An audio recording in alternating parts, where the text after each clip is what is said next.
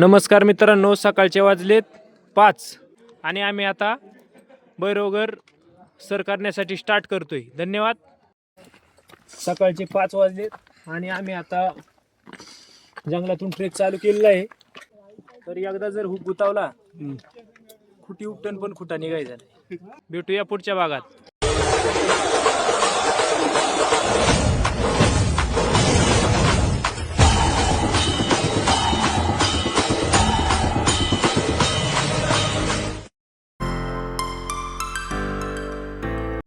तर नमस्कार, 360 ब्लॉगर या चॅनलमध्ये तुमचं सर्वांचं स्वागत आहे. आमचा एक चॅनल आहे 360 ब्लॉगर. तर त्याचा मेन जो मोरखे आहे किंवा तो डायरेक्टर आहे तो अक्षय लोंढे, तो आज कामानिमित्त आमच्याबरोबर आला नाही आणि आम्ही चांगल्या प्रकारे म्हणजे जी माहिती देण्याचा प्रयत्न केलेला आहे. आणि मी स्वतः बोलणार हा पहिलाच व्लॉग आहे का मी आणि माझ्या मित्रांनी तुम्हाला जी माहिती दिली ती आवडली असती तर लाईक करा, शेअर करा, सबस्क्राईब करा. आणि दुसरी गोष्ट अशी, काही जर बोलताना चुकी झाली असेल तर समजून घ्या, बाकी काय नाही. आणि आमचा पहिलाच ब्लॉग आहे त्याच्यामुळं जरा सहकार्य करा. आम्ही पहिल्यांदाच बोलतोय, कधी काय आम्ही असं लई बोललो नाही, पण तेच समजून घ्या. धन्यवाद. जय हिंद, जय महाराष्ट्र, जय जिजाऊ, जय शिवराय, जय बैरोगड. खाली पाहू शकता किती खोल आहे.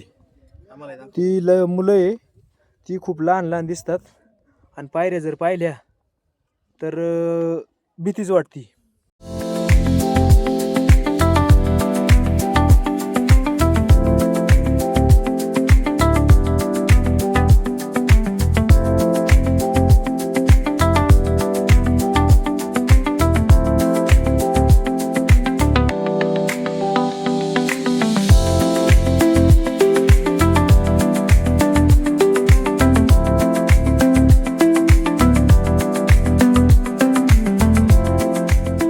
दिलीप, तुला आता कसं वाटतंय?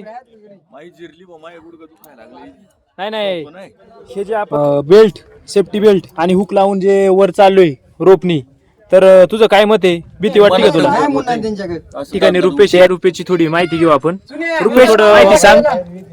बैरवगड असं हा ट्रेक आहे की नवीन माणसाने घेऊ नका. इथं आले तर पूर्ण आपली परिस्थिती पाहून पूर्ण मनाची तयारी म्हणजे ज्यांना नवीन ट्रेक काम नाही आले तर फुल फाटक.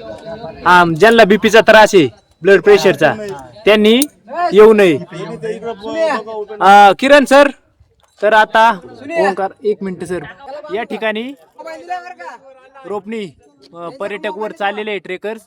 आणि इथं जी दोरी जोडलेली आहे ती झिप लाईन रॅपलिंग साठी दोरी जोडलेली आहे. आता रिटर्न येताना या रॅपलिंगने बरेच ट्रेकर्स इथून उतरणार आहे.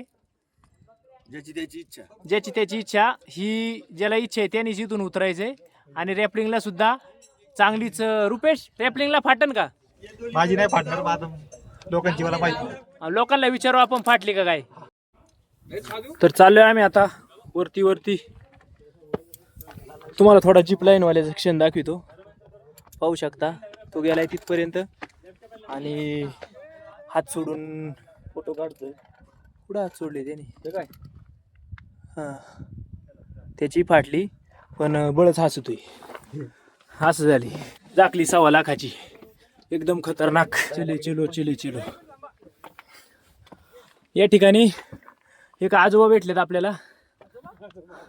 त्यांचं वय 65 वर्ष आहे. वयाच्या 65व्या वर्षी खाली त्यांची भेट झाली होती. वयाच्या 65व्या वर्षी त्यांनी हा गड सर केलाय. आता ते खाली उतरतात. एवढं सोपं नाही, खूप अवघड परिस्थिती, पण बाबांचा जोश अजूनही नवाच आहे. बाबांची 4 ठिकाणी फाटलेली सावकाश आहे ना. त्यांच्या आयुष्यातील आपल्याला कोणते किल्ले सर केले, कोणते आतापर्यंत किती किल्ले सर केले, त्याची थोडी माहिती देतील आणि स्वतःचा थोडा परिचय देतील. बोला. मी श्रीराम फाटक, राहणार कर्जत. आमच्या आजूबाजूला सगळीकडे सह्याद्रीच्या डोंगर रांगा असल्या कारणाने लहानपणापासून डोंगर चढायची सवय होती. आत्तापर्यंत किमान 200 ते 250 किलो सहज झाले. त्यानंतर Karjat to Kanyakumari cycle, Karjat to Hampi cycle, Srinagar to Leh cycle. आता परवा लगेच एक सायकल दौरा आहे. आणि आता त्याच्यानंतर 20 तारखेला कोवारी पास हां. पांगरचुला ट्रेकला हिमालयात जायचं आहे. तर बाबांनी आतापर्यंत खूप सारे केले सर केलेत आणि बाबांचा आजही चेहरा पाहिला तर एकदम तजेलदार चेहरा आणि एकदम सर्वांना फ्रेश वाटेल अशी बाबांनी आज अत्यंत उपयुक्त माहिती दिली. तर बाबांना पुढील वाटचालीस खूप खूप शुभेच्छा. बाबा धन्यवाद. तुमचं भावी आयुष्य आरोग्यदायी जाऊ हीच ईश्वरचरणी प्रार्थना. जय जिजाऊ जय शिवराय. खाली सावकाश जा, आम्ही आता वरती जाऊन येतो. धन्यवाद. तर ही मुलाखत सुद्धा अशा ठिकाणी झाली की तुम्ही खाली पाहू शकता 400 ते 500 फूट दरी आहे आणि रस्ता तर एकदम अरुंदच आहे, खतरनाक. पाहू शकता ही मुलाखत झाली 80 डिग्री कातळकड्यावर. या ठिकाणी आपले मित्रपरिवार येतोय वर. किरण, ओंकार. किरणच्या माग ओंकार आहे. ओंकारच्या माग चला पटकन, टाइम झालाय भरपूर. खाली पाहू शकता किती खोल आहे, समोरचा डोंगर वगैरे. ही आहे सह्याद्री पर्वतरांग, खूपच उंच, खूपच विशाल. आता ओंकार आलेला आहे, त्याच्या माग रुपेश लोखंडे आणि त्याच्या माग दिलीप. सर्वजण एका मागे एक पटपट चाललेले आहेत. तर चला या पुढे पुढे चला रोपणे.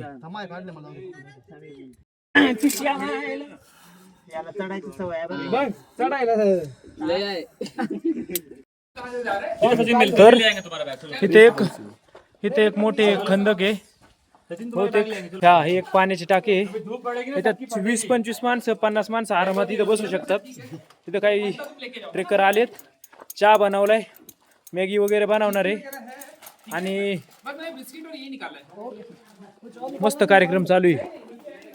एक मिनिट आम्हाला जाऊ दे. हे काय जीप लाईन आहे की ते? जीप लाईन नाही, रॅपलिंग. हा रॅपलिंग चालू आहे. ही इथून जर रॅपलिंग करायची, हे आपल्या मनावर आहे ना, कुठून रॅपलिंग करायची. हा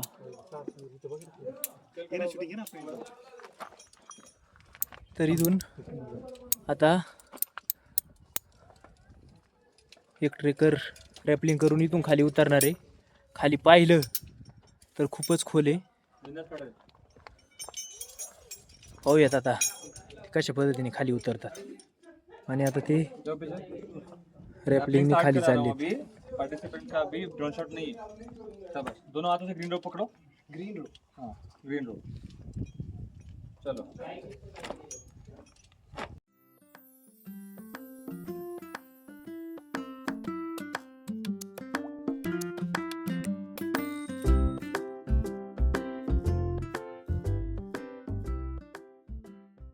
इकडे पाहू शकता लेफ्ट में आओ. लेफ्ट में आओ. लेफ्ट. पायऱ्या तर खतरनाकच आहे. Make more distance. मोर डिस्टेंस. हाँ नी स्ट्रेट. छाती पीछे. Very good. यही पोजीशन रखना है. दोनों हाथ नीचे ले लो रोप पे. और नीचे लो. ग्रीन रोप पे हाथ नीचे दोनों. और नीचे. और नीचे लो हाथ. और नीचे लो. हाँ अब उठाओ रोप को. हाँ सुनो, एंड तक यही करना है. ठीक है. जितना रोप उठाओगे उतना नीचे जाओगे. ठीक है. वो ग्रीन रोप तुम्हारा रोप है, रेड रोप मेरा बैकअप है. चलो. गडी घाबरलाय, गडी थरथर कापत आहे. हाँ जितना रोप उठाओगे उतना पैर नीचे लेना है, वरना सर नीचे पैर ऊपर हो जाएंगे. चलो. ए सरणीचे पेर ऊपर झाले हो. हा गुत्त्या इतना slowly करो, शाम हो जाएगा. बड़ा बड़ा उठाना है रोप नाही, को, सेफ्टी आहे तशी. ऐसा. चलो पैर नहीं, पैर पैर उठाओ, पैर उतारो. हाँ पैर उतारो नीचे. Very good. चला ते चालल्यात. आपण आता टाइमपास नाही करायचा, आपल्याला वरती जायचं. खाली पाहू शकता किती खोल आहे. ती मुलं आहे ती खूप लहान लहान दिसतात आणि पायऱ्या जर पाहिल्या तर भीतीच वाटती. हे पाहू शकता बघा, इथं रोपला हुक लावले अशा पद्धतीने आणि पाय थरथर करायला लागलेत. खूपच कठीण चढाई, खूप कठीण अशी जागा आहे. रोपही गरम झालाय. आता माझ्या पाठीमागे पाहू शकता दिलीप भोर आणि रुपेश लोखंडे. आम्हीच सगळे माग डेंजर परिस्थिती आहे. पुढं पाहू शकता पायऱ्या कशा आहे.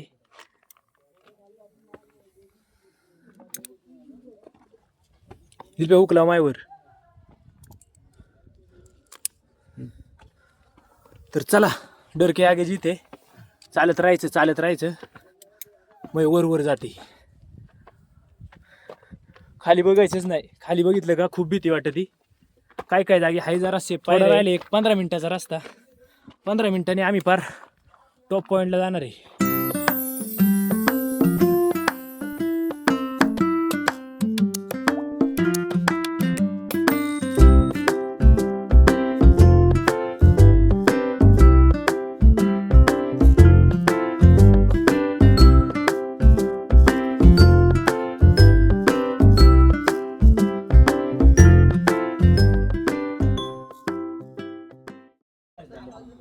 तर मित्रांनो पाहू शकता या ठिकाणी असा रोप आहे. पायऱ्या खूप खतरनाक आहे. आजूबाजूचा निसर्ग पाहू शकता. एक चुकीचं पाऊल आपले मित्र परिवार आहे खाली पहा किती खोल आहे. आणि इकडं पण खूप खोल आहे. हे मित्र आहे इकडं ते ड्रोननी शूट घेतात. या ठिकाणी परिस्थिती अशी आहे की एक चुकीचं पाऊल आपल्याला खूप नुकसान त्यातून पोहोचू शकतं. आणि नजरहाटी दुर्घटना घडली. लागली का तुम्ही तिथे व्हिडिओ काढी? नाही चुकलंच बरं का माझं. व्हिडिओ बंद करणार आहे.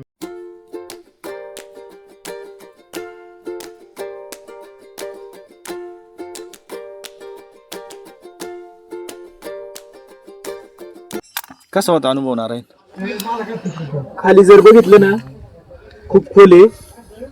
जवळजवळ आडवा काढा आडवा. भीतीच वाटते. पण एवढं काय नाही. लक्ष फक्त हुकाव द्यायचं. रोपला हुक गुतावलं का आपण सेफ झालो. तोल गेला तरी आपण सेफ. अरे असा दिसतोय तो काय अरे तो डोंगर नाणेघाट दिसाय ना तो व्यापारी मारेल. तिथलं तो नानाचा अंगठा आहे.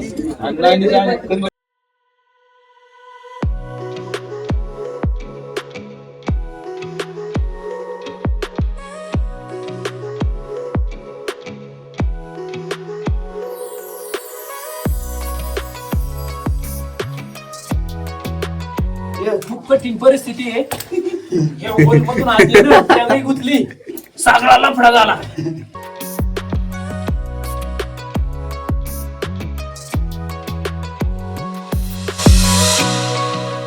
या ठिकाणी आपण पाहू शकतो किल्ल्याच्या आत प्रवेश करण्यासाठी तिथं खूप छोटा असा रस्ता आहे. म्हणजे एक छोट्या गुहे टाईप केलेले. हा केला तुम्हाला माहिती का? तर शत्रूपासून संरक्षण मिळवण्यासाठी किंवा शत्रूला आत येऊ नये म्हणून हा छोटा रस्ता ठेवलेला आहे किल्ल्यात प्रवेश करण्यासाठी. आणि खूपच छोटा गुहा आहे. इथं आपण पाहू शकतो अशा पद्धतीचा हा गुहा आहे. आता आपण जातोय वरती. चला. तर या ठिकाणी आपण भैरवगडाच्या सर्वात उंच ठिकाणी आलेलो आहे. हा आहे भैरवगडाचा एंड पॉइंट. पाहू शकता आपण सर्वात उंच जागेवर आहे. आजूबाजूला पाहिलं तर खोल दऱ्या आणि हा खूप अरुंद भाग आहे. जवळजवळ इथं आता 25-30 ट्रेकरवरती आहेत. आणि खाली जर पाहिलं तर अक्षरशः डोळे बिंगतात. ही सह्याद्री पर्वतरांग ह्या बाजूची. अनुभव घ्यायचा असेल समोर दिसतोय तो नानाचा अंगठा. रिव्हर्स वॉटरफॉल नाणेघाटचा तर तिकडं त्या. आणि इकडं जर ह्या बाजूला पाहिलं तर रुपेश इकडं हरिश्चंद्रगड दिसतोय. हा समोरचा हरिश्चंद्रगडाचा कोकणकडा दिसतोय बघतो. थोडा अंधाऱ्या भागात जो आहे ना तो सावली पडली तिथं तो हरिश्चंद्रगडाचा कोकणकडा. तो हरिश्चंद्रगडाचा सर्वोच्च टोक. हा तारामती शिखर. या ठिकाणी आजोबाचा डोंगर एक आहे. आणि हा पट्टा जो आहे तर इकडं काळू वॉटरफॉल आणि तो त्या तिकडचे सर्व किल्ले आणि AMK आलंग मदन कुलंग ते सुद्धा या ठिकाणी आहे. थोडं धुकं असल्यामुळं काय डोंगर काय स्पष्ट दिसत नाही किल्ले वगैरे. आणि हे पाहू शकता खाली हा आहे हायवे कल्याण ते कोणता कल्याण ते नगर. तर इकडं ह्या बाजूला जो चाललाय इकडं चाललाय कल्याणकडे आणि हा इकडं नानाच्या अंगठ्याच्या शेजारी जीवधन किल्ला आहे. जीवधन किल्ल्याचा वानरलिंगी सुळका थोडा अस्पष्ट दिसतोय इथून. तर इकडं हा हायवे चाललाय, ह्या बाजूला कल्याण आणि ह्या बाजूला नगर. इकडे हायवे गेलाय, छोट्या छोट्या गाड्या दिसतात रस्त्यानी. तर आपण आता आपल्या मित्रांची थोडी प्रतिक्रिया घेऊ. ओमकार, वर येऊन कसं काय वाटलं तुला? वर येऊन अतिशय सुंदर वाटतंय. शिवाजी महाराजांनी कसे किल्ले जिंकले असतील, काय काय केलं असेल त्याचा अनुभव आता प्रत्यक्षात येतोय. आणि हे सांगून आणि व्हिडिओ पाहून आम्ही जरी युट्यूबला व्हिडिओ टाकणार असेल, तुम्ही पहा, प्रतिसाद द्या, लाईक सबस्क्राईब सगळं करा. पण हे पाहून आणि व्हिडिओ लाईक करून भेटत नाही. तुम्हाला इथे येऊन जो अनुभव भेटेल तो सर्वात उत्तम राहील. आणि तुम्हाला मी विनंती करेल, असंच टाइम काढून मित्रांबरोबर या आणि या निसर्गाचा आनंद घ्या. बरं किरण, तुझी भीती काय वाटली किंवा नवीन येणाऱ्या ट्रेकरला किंवा जे गडप्रेमी आहे गडकोट प्रेमी त्यांना काय संदेश दिसेल? विषय असा भयानक हा गड या ठिकाणी आम्ही आलोय. मनात खूप भीती असताना देखील बऱ्यापैकी आपण हा सर किल्ला आहे. पण आता फक्त खाली जायचीच जरा मनात अजून भीती वाढली आहे. तर किरणला आता जाताना रॅपलिंग करायची, त्याच्यामुळे किरण खूप घाबरलेला आहे. तर बघू आता दिलीप भोर, तुमची थोडक्यात प्रतिक्रिया सांगा 2 मिनिटात. मी एकच सल्ला देईल की ऊन व्हायच्या आधी या बाबा. आपण सकाळी कितीला निघलो होतो? आपण 5ला निघालो होतो सर. आता वाजलेत आणि आता किती वाजले? 5 तास झाले अजून खाली जायला भयंकर ऊन 2-1 तास. आणि भयंकर ऊन आहे. सोबत येताना पाण्याच्या एका ट्रेकरकडे 4-4 बाटल्या पाहिजे. थोडं कोल्ड्रिंक पण ठेवा जवळ, म्हणजे एनर्जी ड्रिंक. तर या ठिकाणी आपले बंधू आहे रुपेश लोखंडे, यांनी आतापर्यंत खूप किल्ले सर केलेत. तर रुपेश लोखंडे यांचं नियोजन झालं, आम्हाला कॉल आला, म्हणले आपल्याला हा भैरवगडाला जायचं आहे. त्यांच्या एका शब्दावर आम्ही लगेच तयार झालो. तर रुपेश सर, थोडी भैरवगडाबद्दल आणि तुम्ही आतापर्यंत काय काय ट्रेकिंग केली आणि भविष्यातले काय प्लॅन आहे त्याच्याबद्दल थोडी माहिती सांगा. मी भरपूर ट्रेकिंग केली आतापर्यंत, 20 ते 25 किल्ले केले. भरपूर खडतर प्रवास केला, जंगल ट्रॅक केले, नाईट ट्रॅक वगैरे. नाईटला पण आपण ट्रेकिंग केली भरपूर. भैरवगडाचं वैशिष्ट्य म्हणजे इथे रॅपलिंग आणि रॅपलिंगचा एकदम थ्रिलिंग अनुभव येतो. सगळ्यांनी फक्त नवीन ट्रॅकर्स येऊ नका, पहिले छोटे मोठे किल्ले करा आणि मग ह्या किल्ल्याकडे वळा. आता आपण तुम्हाला एक थोडक्यात सांगतो. या ठिकाणी रुपेश लोखंडे उभे, पाठीमागे आपले मित्र आहे. त्यानंतर एक गाईड काही ट्रेकरांना पाठीमागे सूचना देतोय. तर आपण पाहू शकता खूप अरुंद जागा आहे, किल्ल्याचं सर्वोच्च टोक.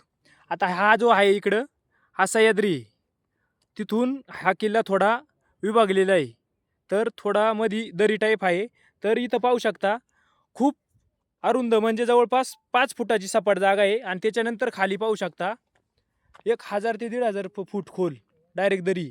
आता इथून पहिलं गवत दिसतंय, पण जर थोडा जरी तोल गेला तर डायरेक्ट एखादा माणूस मृत्यूच्या दारात जाऊ शकतो.